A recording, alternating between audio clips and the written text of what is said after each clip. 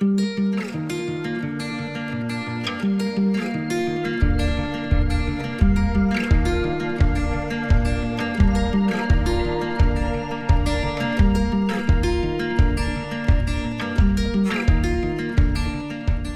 அட்டகாசமான Karnataka style special தொன்ன பிரியாணியை வீட்டில் எப்படி செய்யறதுன்னு பார்க்கலாமா?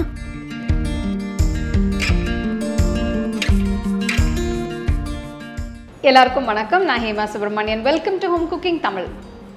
எனக்கு பிடிச்ச ஒரு டிஷ் எனி டைம் எப்போ வேணால் நீங்கள் கொடுங்க, நான் கண்டிப்பாக ரொம்ப ரசித்து சாப்பிட்ற ஒரு டிஷ் வந்து பிரியாணி. இன்றைக்கி நான் உங்களோட ஒரு ஸ்பெஷல் பிரியாணி ரெசிபி தான் ஷேர் பண்ண போகிறேன். இது தொன்ன பிரியாணி. ஸோ தொன்னை பிரியாணின்னு எதுக்கு சொல்கிறோன்னா, நம்ம சர்வ் பண்ணும்போது அந்த சின்ன சின்ன தொன்னையில் வந்து வச்சு சர்வ் பண்ணுவாங்க. ஸோ அதனால தான் இது தொன்னை பிரியாணின்னு பேர். இது கர்நாடகாவில் கூட ரொம்ப பாப்புலரான ஒரு பிரியாணி. இது வந்து நம்ம ஸ்பெஷலாக அந்த ஜீரக சம்பா ரைஸ் வச்சு தான் செய்கிறோம். இன்றைக்கி வந்து நம்ம மட்டன் தொன்னை பிரியாணி தான் பார்க்க போகிறோம். ஏன்னா மெயின் வந்து எனக்கு மட்டன் ரொம்ப பிடிக்கும். ஸோ அதனால் நான் மட்டன் தொன்னை பிரியாணி எப்படி செய்கிறதுன்னு இப்போது காட்ட போகிறேன்.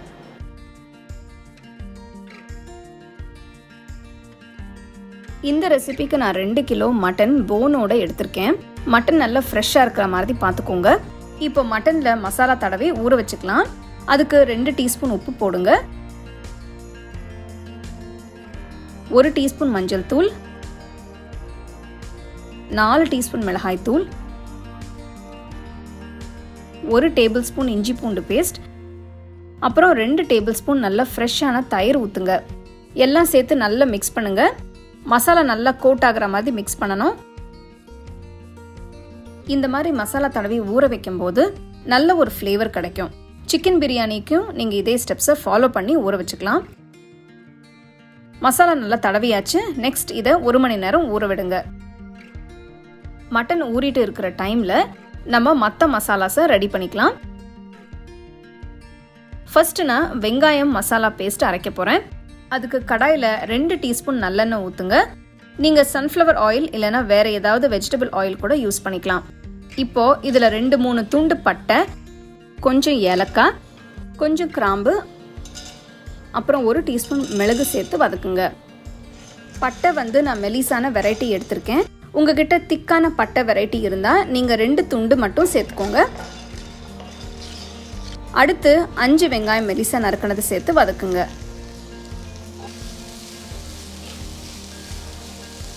2 நிமிஷம் வதங்கினதுக்கப்புறம் 10 பச்சை மிளகாய் போடுங்க. நான் வந்து இந்த ரெசிபிக்கு 10 பெரிய பச்சை மிளகாயை யூஸ் பண்ணுறேன்.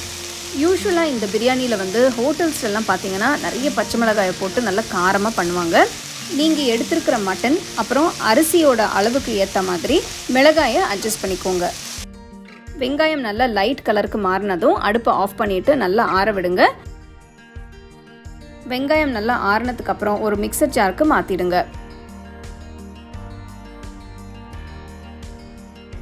நெக்ஸ்ட் இதில் கொஞ்சம் தண்ணி ஊற்றி நல்ல பேஸ்ட்டாக அரைங்க.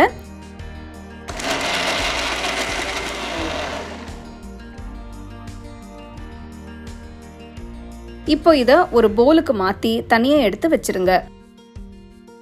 இந்த வெங்காயம் பச்சை மிளகாய் மசாலாவோட வாசனை ரொம்ப சூப்பராக இருக்கு. அடுத்து புதினா, கொத்தமல்லி, வெந்தயக்கீரை பேஸ்ட் பண்ணுறதுக்கு கடாயில் 1 டீஸ்பூன் நல்லெண்ணெய் ஊற்றுங்க. இதில் 1 பவுல் ஃப்ரெஷ்ஷான புதினா போடுங்க. அடுத்து 1 பவுல் நறுக்கின கொத்தமல்லியை போட்டு நெக்ஸ்ட் 1 கையளவு வெந்தயக்கீரை போடுறேன். வெந்தயக்கீரை வந்து பிரியாணிக்கு ஒரு நல்ல ஃப்ளேவர் கொடுக்கும். வெந்தயக்கீரையை ரொம்ப அதிகமாக சேர்க்கக்கூடாது, கொஞ்சமாக சேர்த்துக்கோங்க. எல்லாம் சேர்த்து ஒரு 2-3 நிமிஷத்துக்கு நல்லா வதங்கி வர வரைக்கும் வதக்கிக்கோங்க. அடுப்பை ஆஃப் பண்ணிட்டு நல்லா ஆற விடுங்க. புதினா, கொத்தமல்லி, வெந்தயக்கீரை எல்லாம் நல்லா ஆறிடுச்சு. இப்போ இதை ஒரு மிக்சர் ஜாருக்கு மாத்திடுங்க.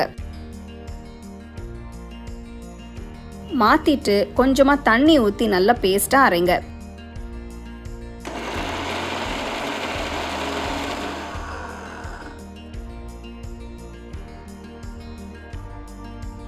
இப்போ இதை ஒரு பவுலுக்கு மாற்றி தனியாக எடுத்து வச்சிருங்க.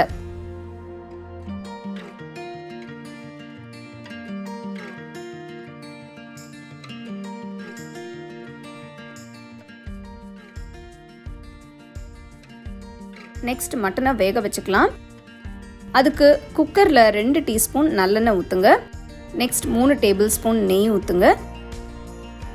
ஜென்ரலாக நான் பிரியாணிக்கு நிறைய நெய் ஊற்றுவேன். ஸோ ஒரு நல்ல ரிச் ஃப்ளேவர் கிடைக்கும், அதுக்காக தான். உங்களுக்கு இந்த அளவுக்கு நெய் வேண்டாமனா நீங்கள் கொஞ்சமாக நெய்யை கட் பண்ணிவிட்டு எண்ணெயை ஆட் பண்ணிக்கலாம். எண்ணெய் சூடானதும் இதில் ஒரு துண்டு பட்டை, கொஞ்சம் கிராம்பு, கொஞ்சம் ஏலக்காய், 3 அன்னாசி பூ,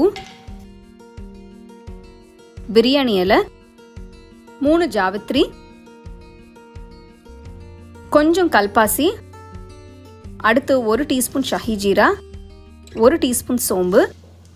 மசாலா சேர்க்கும் போது அடுப்பை லோ ஃப்ளேம்லேயே வச்சு போடுங்க, இல்லைன்னா கருக ஆரம்பிச்சிடும். நெக்ஸ்ட் ஒரு மீடியம் சைஸ் வெங்காயம் மெலிசா நறுக்கினது போடுறேன். நல்ல கோல்டன் ப்ரௌன் கலருக்கு வதக்குங்க.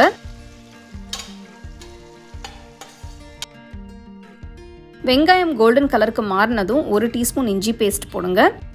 பூண்டு பேஸ்ட் கொஞ்சம் அதிகமாக போட போகிறோம். இதுக்கு 3 டீஸ்பூன் பூண்டு பேஸ்ட் சேர்க்குறேன்.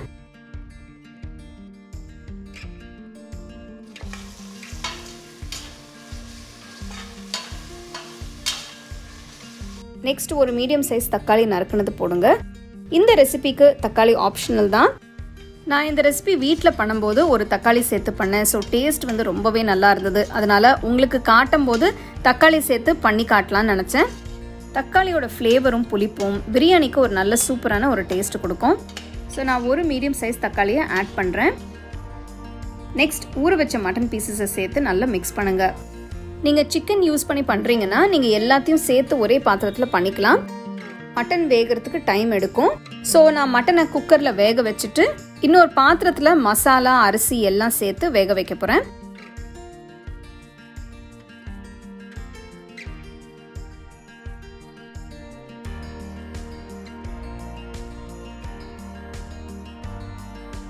பார்த்தீங்கன்னா மட்டன்ல இருந்து தண்ணி எல்லாம் வர ஆரம்பிச்சிருச்சு. அடுத்து இதில் அரைச்ச வெங்காயம், பச்சை மிளகாய் பேஸ்ட்டை ஆட் பண்ணுங்க. மட்டனோட நல்லா சேர்த்து மிக்ஸ் பண்ணுங்க.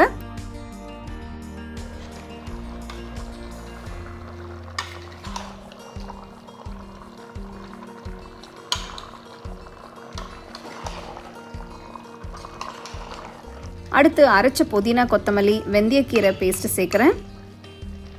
நல்லா மிக்ஸ் பண்ணுங்க.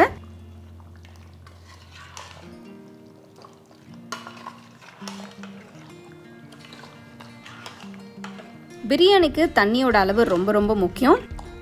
இந்த ரெசிபிக்கு நான் 1 கிலோ அரிசி எடுத்து 250 ml கப்பில் அளந்து எடுத்திருக்கேன். 250 ml கப்பில் 4.25 கப் இருந்தது. இதுக்கு நான் 5.5 கப் தண்ணி ஊற்றுறேன். நீங்கள் அரைச்ச மசாலா எதையும் வேஸ்ட் பண்ணாமல் மிக்சர் ஜாரில் தண்ணி ஊற்றி அந்த தண்ணியை கூட நீங்கள் குக்கரில் சேர்த்துக்கலாம். நான் டோட்டலாக 5.5 கப் தண்ணி ஊற்றிருக்கேன் 1 கிலோ அரிசிக்கு. இந்த ஸ்டேஜில் டேஸ்ட் பார்த்துட்டு உப்பு ஆட் பண்ணிக்கோங்க. நான் 2 டீஸ்பூன் உப்பு சேர்க்கிறேன். உங்கள் டேஸ்ட்க்கு ஏற்ற மாதிரி உப்பை அட்ஜஸ்ட் பண்ணிக்கோங்க.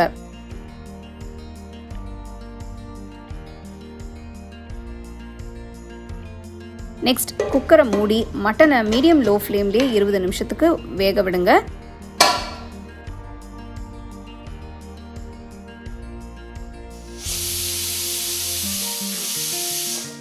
இந்த பிரியாணியோட ஸ்பெஷாலிட்டி இந்த அரிசியில் தாங்க இருக்குது. இந்த பிரியாணி வந்து ஜீரக சம்பா அரிசியில் பண்ணுவாங்க. நீங்களும் இந்த ரெசிபி பண்ணும்போது கண்டிப்பாக ஜீரக சம்பா அரிசியிலேயே பண்ணுங்கள். நான் 1 கிலோ அரிசி எடுத்துட்டு 250 ml கப்பில் அளந்து எடுத்திருக்கேன். இது வந்து 4.25 கப் இருந்தது. அரிசியை 2-3 வாட்டி நல்லா கழுவி தேவையான அளவு தண்ணியை ஊற்றி 20 நிமிஷம் ஊற விடுங்க. இப்போ குக்கரை திறந்து பார்க்கலாம். பாருங்க, நல்ல சூப்பராக ஒரு க்ரீன் கலரில் இருக்குது. மட்டனும் நல்லா வெந்திருக்கு. இப்போ நம்ம அரிசியை மட்டன் மசாலாவோட சேர்த்து வேக வச்சுக்கலாம். நான் பிரியாணியை இந்த பெரிய பாத்திரத்தில் பண்ண போகிறேன். ஏன்னா நம்ம அரிசியை சேர்த்து வேக வைக்கும்போது குவான்டிட்டி வந்து 2 மடங்காக ஆயிடும். மட்டனை மசாலாவோட சேர்த்து பெரிய பாத்திரத்துக்கு மாற்றிடுங்க.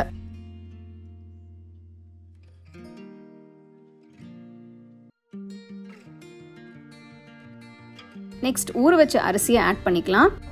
அரிசியை ஊற வச்சு 20 நிமிஷம் ஆயிடுச்சு. இது வந்து நம்ம மீடியம் லோ ஃப்ளேமில் வச்சு வேக வைக்க போகிறோம்.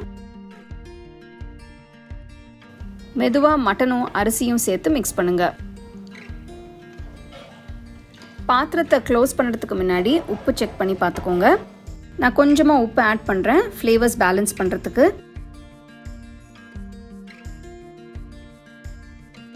பாத்திரத்தை மூடி வச்சு 25 நிமிஷத்துக்கு மீடியம் ஃப்ளேம்லேயே வேக விடுங்க. 10 நிமிஷத்துக்கு அப்புறம் ஓப்பன் பண்ணி அரிசி மசாலாவோட சேர்த்து மெதுவாக மிக்ஸ் பண்ணுங்க. அப்போ எல்லாம் ஈவனாக மிக்ஸ் ஆயிருக்கும். 25 நிமிஷத்துக்கு அப்புறம் பார்த்தீங்கன்னா அரிசி நல்லா பர்ஃபெக்டாக வெந்து எல்லா தண்ணியும் வற்றி வந்திருக்கு. ஒரு 10 நிமிஷத்துக்கு அப்படியே மூடி வச்சு அப்புறம் சர்வ் பண்ணுங்க. நல்ல அருமையான மட்டன் தொன்னை பிரியாணி ரெடி ஆயிடுச்சு. இது நான் சூடாக தொன்னையில் வச்சு கொஞ்சம் சிக்கன் சால்னா, ரைத்தா, முட்டையோட சர்வ் பண்ண போகிறேன்.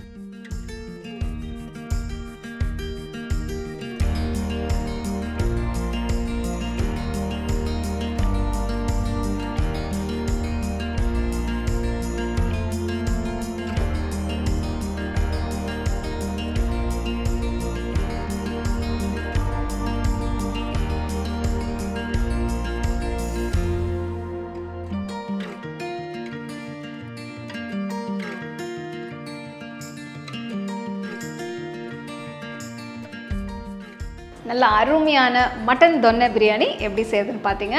ரொம்பவே டேஸ்டியாக இருக்கும். இதில் நீங்கள் ஃபுல் டீட்டெயில்டு நான் ரெசிபி கொடுத்துருக்கேன். இந்த ஸ்டெப்ஸ் எல்லாமே கூட கிளியராக நான் எக்ஸ்பிளைன் பண்ணியிருக்கேன். அந்த மசாலாவோட ஃப்ளேவர்ஸ் எல்லாமே ரொம்ப டிஃப்ரெண்ட்டாக இருக்கும். ஸோ இந்த ப்ரிப்ரேஷன் மெத்தடு கூட கொஞ்சம் டிஃப்ரெண்ட். அதே மாதிரி மட்டன் வந்து நான் குக்கரில் குக் பண்ணிவிட்டு அதுக்கப்புறம் தான் இது வந்து ரைஸோட மிக்ஸ் பண்ணியிருக்கேன். பட் சப்போஸ் நீங்கள் சிக்கன் வச்சு செய்கிறீங்கன்னா அந்த ப்ரிப்ரேஷன் வந்து கொஞ்சம் டிஃப்ரெண்ட்டாக இருக்கும். ஸோ அதுக்கு ஏன்னா சிக்கன் குயிக்காக வெந்துடும். அதனால் இது நான் வந்து தயிர் பச்சடி வச்சு சர்வ் பண்ணியிருக்கேன். நீங்கள் தயிர் பச்சடி வச்சு இல்லைனா கொஞ்சம் கிரேவி வச்சு கூட சால்னா அந்த மாதிரி வச்சு கூட நீங்கள் சர்வ் பண்ணலாம். கண்டிப்பாக இந்த ரெசிபியை நீங்கள் வீட்டில் ட்ரை பண்ணி எப்படி இருந்ததுன்னு எனக்கு சொல்லுங்கள்.